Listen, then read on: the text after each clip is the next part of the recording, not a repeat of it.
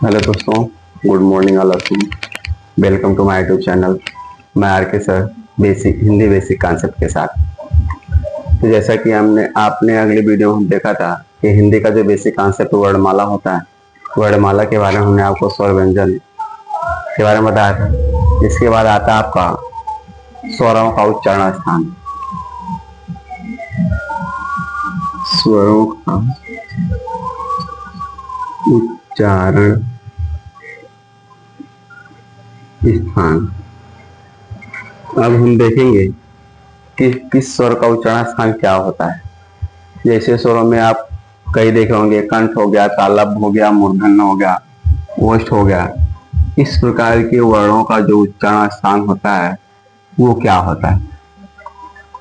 तो पहले आप देखे होंगे या आप कभी पढ़े होंगे कि आपका कंठ क्या आता है।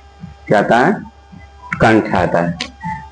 तो हम देखते हैं कि कंठ जो होता है उसका उच्चारण स्थान क्या होता है।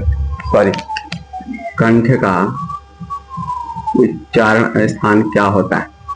कंठ कंठ जानते हैं आप, गला को कहते हैं। कंठ हम गला को कहते हैं और इसको स्वरयंत्र के नाम से भी जाना जाता है। कंठ को स्वरयंत्र के नाम से भी जाना जाता है। अब अगर हम कंठ में कह दें तो आपका क वर्ण भी आता है, ख वर्ण भी आता है, ऐसे कई वर्ड आते हैं। लेकिन जो हम एग्जाम्पल में राइट करते हैं वो आपका होता है ओ, आ, ओ और ये हमारा कंठ वर्ण में आता है। ठीक है, इसको हम कंठ या फिर इसी को हम गला कहते हैं। इसको हम कंठ या इसी को गला कहते हैं। जैसे अगर इसकी हम परिभाषा लिखें, कंठ की परिभाषा अगर हम लिखें तो लिख सकते हैं ना, जिसका उच्चारण, यहां हम राइट करते हैं जिनका उच्चारण, जिनका उच्चारण स्थान क्या हो, गला हो, यानी गला से किया जाए, उसे क्या कहते हैं, कंठ कहते हैं। और इनका एग्जांपल ये। इसके बाद आता है आपका तालव्य। क्या आता है? तालव्य।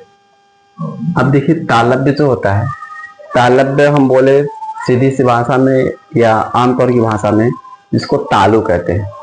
अब तालु आप देखते हैं कि आपके मुख में जो ऊपरी छत होता है, ऊपरी छत का जो निचला भाग होता है, ऊपरी छत का निचला जो भाग होता है, यह कहते हैं भीतर के छत का। क्या कहते हैं? भीतर के छत का। इसमें कौन कौन से वर्ड होते हैं? तालव्य में अगर हम देखें तो कौन कौन से वर्ड होते हैं? जैसे आपकी छोटी ई हो गई, बड़ी ई हो गई, ठीक है। इसके बाद आपका ई हो गया, ई। इसको साधारण भाषा में तालु भी कह सकते हैं। क्या कहेंगे? तालु भी कह सकते हैं, ठीक है। और इसमें लिख सकते हैं कि भीतर के छत का निचला भाग। जानकारी के लिए लिखेंगे हम भीतर के छत का निचला भाग, भीतर के छत का निचला भाग। जानकारी के हिसाब से हम राइट कर लेंगे कि तालव्य जो वर्ड होते हैं वो उन वर्ड में छोटी, बड़ी और ई आता है, जिसको हम तालु कहते हैं। जानकारी के हिसाब से हम लिख लेंगे कि भीतर की छत का निचला भाग। अब इसके बाद आपका आता है मूर्धन्य।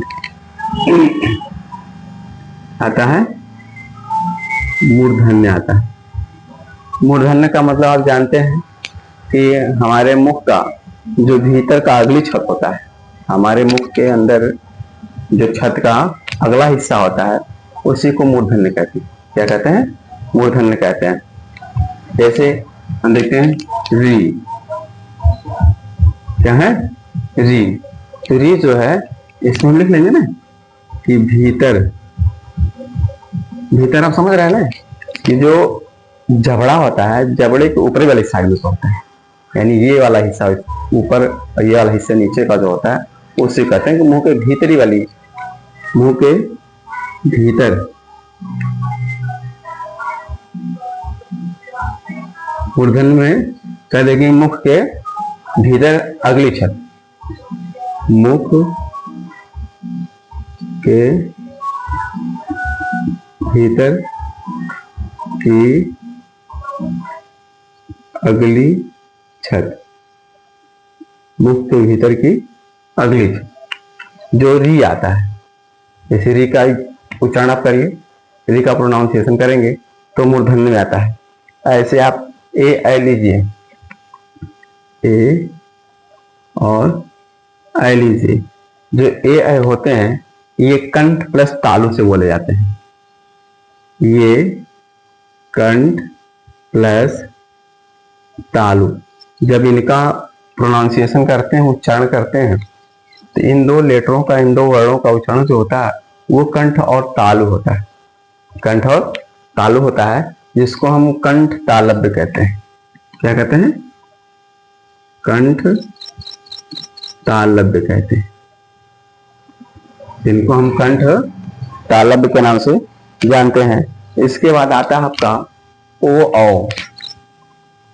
क्या आता है? ओ